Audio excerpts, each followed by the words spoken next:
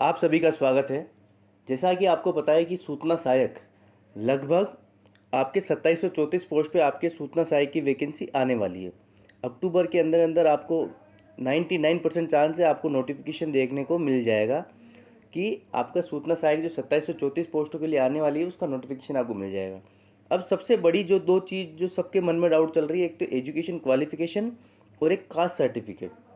इन दोनों के मैं डाउट आपके क्लियर करना चाहूँगा और इन दोनों के डाउट में आपको एकदम इस तरीके से क्लियर करूँगा कि 99.99% हमारी एक्यूरेसी होगी। कैसे? क्योंकि देखो अभी आपके कंप्यूटर टीचर की वैकेंसी आई थी, उसमें राजस्थान सेवा नियम 2021 मेंशन किया गया था और जो अभी जो वैकेंसी आएगी इसमें भी राजस्थान सेवा नियम 2021 मेंशन किया जाएगा। तो अब जो आपकी वैकेंसी आएगी उसमें मिनिमम क्वालिफाइंग मार्क्स रहेगा और एजुकेशन क्वालिफिकेशन जो इसके जो प्रीवियस ईयर जो पेपर हुए हैं 2018 के उसके अकॉर्डिंग हम चेक करेंगे और जो कास्ट सर्टिफिकेट है वो राजस्थान सेवा नियम 2021 जो आपके राजस्थान कंप्यूटर टीचर में जो आए थे रूल एज इट इज आपके इधर कॉपी पेस्ट होंगे तो वो भी हम डिस्कस कर लेंगे। ठीक है, तो अब हम बात करते हैं सबसे पहले हमारे एजुकेशन क्वालिफिकेशन की। तो देखो एजुकेशन क्वालिफिकेशन आपके ये क्या क्या मांगेगा उसका देख लीजिए। जो 2018 में मांगा गया था, पहला पॉइंट तो क्या है, भारत में विधि द्वारा स्थापित किसी विश्वविद्यालय से कंप्यूटर साइंस, कंप्यूटर अभियांत्रिकी, कंप्यूटर एप्लीकेशन, कंप्यूटर विज्ञान और अभियांत्रिकी या इलेक्ट्रॉनिक्स और कम्युनिकेशन सूचना प्रौद्योगिकी में स्नातक या उच्चतर डिग्री या समतुल्य, मतलब CS, EC और IT, मतलब कंप्यूटर की एक इंफॉर्मेशन टेक्नोलॉजी और इलेक्ट्रॉनिक्स एंड कम्युनिकेशन। ठीक है, साफ लिख रखा है ना, इलेक्ट्रॉनिक्स एंड कम्युनिकेशन। तो ये दो जो ब्रांचें हैं, मतलब टोटल 4-5 ब्रांचें हो गई है आपकी। अब इसके अंदर EIC नहीं बोला है तो उसको हम कंसिडर नहीं कर सकते, इलेक्ट्रिकल एंड इलेक्ट्रॉनिक्स नहीं बोला तो उसको कंसिडर नहीं कर सकते, फिर भी और इस पर आगे हम डिस्कस करेंगे।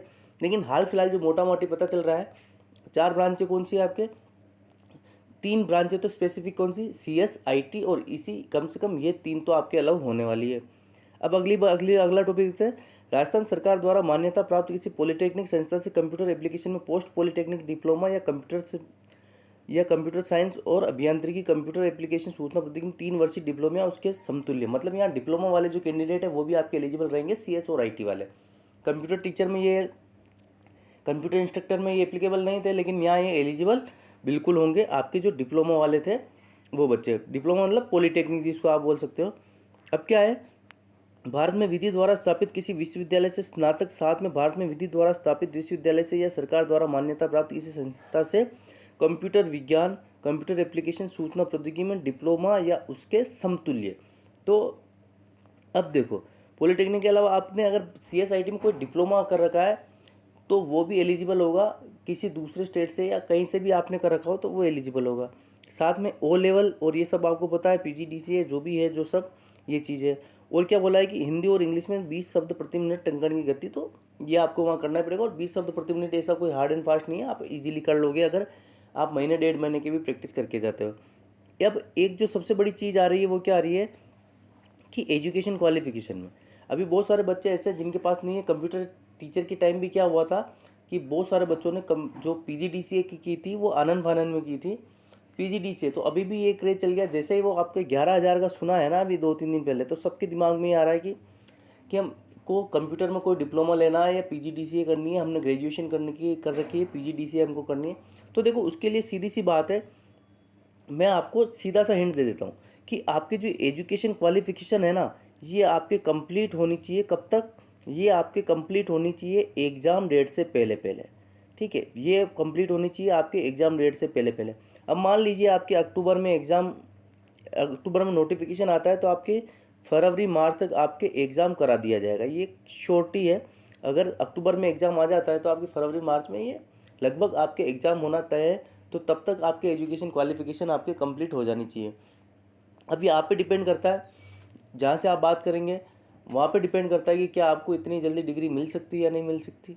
राजस्थान प्रदेश है अपना, भारत देश है अपना, ये सब आप पे डिपेंड करता है कि इतना, लेकिन मुझे नहीं लगता इतना जल्दी कोई देगा। अगर दे भी सकता है तो ठीक है, नहीं तो अगर आप इन 2734 वैकेंसी पे फोकस कर रहे हैं तो अब मुश्किल है। अगर इन 2734 के बाद अगर आप 11,000 पे फोकस कर रहे हैं तो आप बिल्कुल PGDCA कर सकते हैं ग्रेजुएशन के बाद, क्योंकि PGDCA आपके एप्लीकेबल होगा पोस्ट ग्रेजुएट डिप्लोमा। ठीक है। जो ग्रेजुएशन के बाद एक साल का जो डिप्लोमा होता है वो एलिजिबल होगा।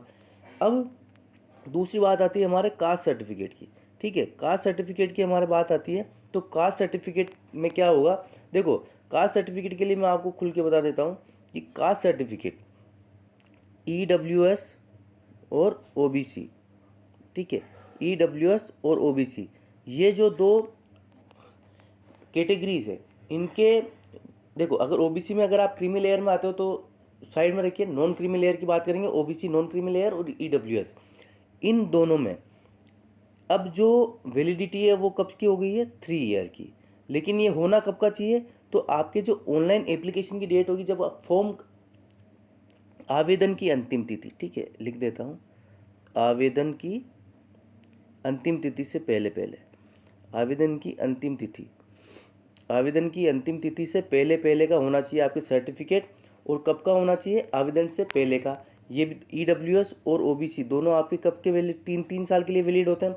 अभी आपका कौन सा फाइनेंशियल ईयर चल रहा है, अभी कौन सा फाइनेंशियल ईयर चल रहा है आपके 2022-23, तो इसके जो पीछे 3 वाले साल हैं उनके सर्टिफिकेट वैलिड होंगे। मतलब कौन सा, अगर अभी आप आज की तारीख में जो आप सर्टिफिकेट बनाते हो वो कौन सा बनता है आपके पास, 2021-22, क्योंकि प्रीवियस ईयर सैलरी वाला बनता है, तो 2021-22 का EWS वैलिड होगा, 2020-21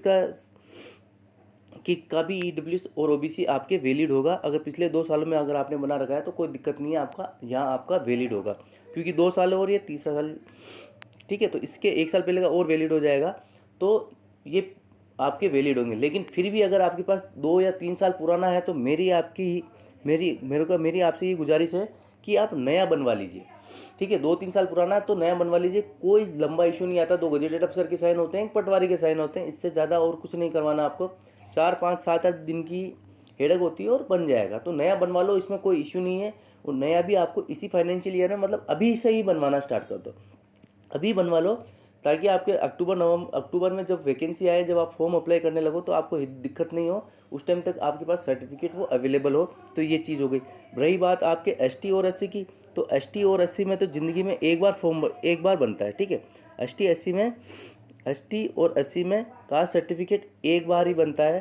तो उनके क्या है कि अगर आपके पास पुराना वाला हो, डिजिटल वाला नहीं हो, तो उसको डिजिटल बनवा लो, ठीक है। क्योंकि बहुत सारे पहले वाले हैं ना कि वो तहसीलदार के ठप्पे लगे हुए, तहसीलदार की सील लगी हुई, तो वैसा है। तो अगर आपके पास डिजिटल नहीं है तो डिजिटल बनवा लो, बस बात वही आती है, डिजिटल बनवा लो।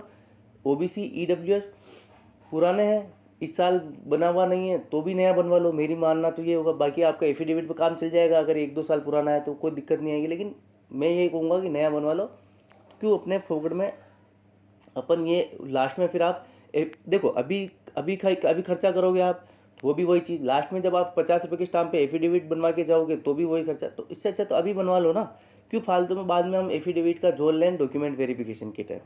तो अभी बनवा लीजिए, कास्ट सर्टिफिकेट में कोई दिक्कत नहीं है, 3 साल वैसे वैलिड होता है। लेकिन अगर पुराना है, इस वाले साल का नहीं है, पुराना है तो नया बनवा लो, कोई दिक्कत नहीं है, आपको आगे फेस करने को नहीं आएगी। तो ये 2 चीज़ें जो मोस्ट इंपॉर्टेंट चीज़ें थी, ये आज हमने डिस्कस कर ली। तो होप ये दिमाग में आपके क्लियर हुआ होगा, एजुकेशन क्वालिफिकेशन और कास्ट सर्टिफिकेट दोनों से रिलेटेड इशू। अगर फिर भी आपको कोई डाउट रह जाता है तो कमेंट बॉक्स में डाल दीजिएगा। मिलते हैं नेक्स्ट वीडियो में, तब तक के लिए धन्यवाद।